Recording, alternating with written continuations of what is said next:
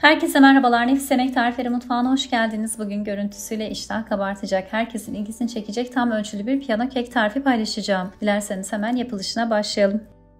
İlk olarak keki için 4 tane yumurta ve 1 su bardağı toz şekeri beyazlaşıp köpük köpük oluncaya kadar çırpalım. Kekin güzelce kabarması için yumurta ve şekeri mutlaka iyice çırpalım. Şimdi 1 su bardağı süt ve 1 su bardağı sıvı yağ da ekleyip kısa bir süre daha çırpalım. 2 su bardağı un, 4 yemek kaşığı kakao, 2 paket kabartma tozu ve 1 paket vanilyayı da ilave ettikten sonra kek hamurunu son kez çırpalım.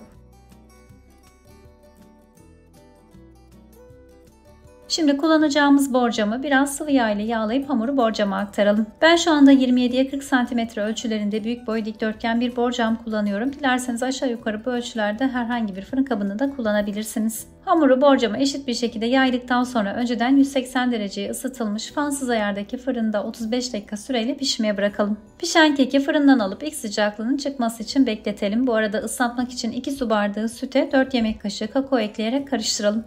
Ardından karışımı kekin hiçbir yeri kuru kalmayacak şekilde üzerine gezdirelim. Dilerseniz daha iyi çekmesi için keke kürdanla delikler açabilirsiniz. Kek sosunu tamamen çekinceye ve iyice soğuyuncaya kadar bekletelim. Biz de bu sırada muhallebisi için 1 litre süt, 1,5 su bardağı toz şeker ve 1,5 su bardağı unu tencereye alıp ocağı açmadan önce bir süre çırpalım. Daha sonra ocağı açıp muhallebi koyulaşıncaya kadar pişirelim. Muhallebi pişerken ocağı orta veya kısık ateşte tutmak ve sürekli karıştırmak önemli, aksi halde dibi tutabilir. Pişen muhallebi ocaktan alıp soğuması için bekletelim. Daha sonra içerisine 1 paket krema ekleyip muhallebi pürüzsüz bir kıvama gelinceye kadar çırpalım. Çok pürüzsüz lezzetli bir krema oldu. İstediğiniz her türlü tatlı tarifinde de gönül rahatlığıyla kullanabilirsiniz. Hazırladığımız kremayı sosunu tamamen çeken kekin üzerine gezdirip eşit bir şekilde yaydıralım. Daha sonra tatlının üzerine tamamen kapatacak şekilde bolca hindistan cevizi serpelim. Şimdi ince şeritler haline kestiğimiz pişirme kağıtlarını tatlının üzerine dizelim ve kalan boşluklara da kakao serpelim.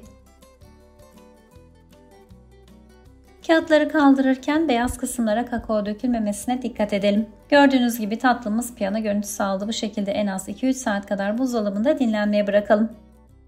Yeterince dinlenen tatlıyı dilimledikten sonra servis edebilirsiniz. Görüntüsüyle ilgi çekecek, lezzetiyle de tüm beğenileri toplayacak bu nefis tatlıyı umarım sizler de dener ve memnun kalırsınız. Yumuşacık keki ve ipeksi kremasıyla lezzetine çok güvendiğim bu tatlı tarifinde denerseniz yorumlarınızı ve önerilerinizi bizimle paylaşmayı unutmayın. Şimdiden deneyecek herkese afiyet olsun.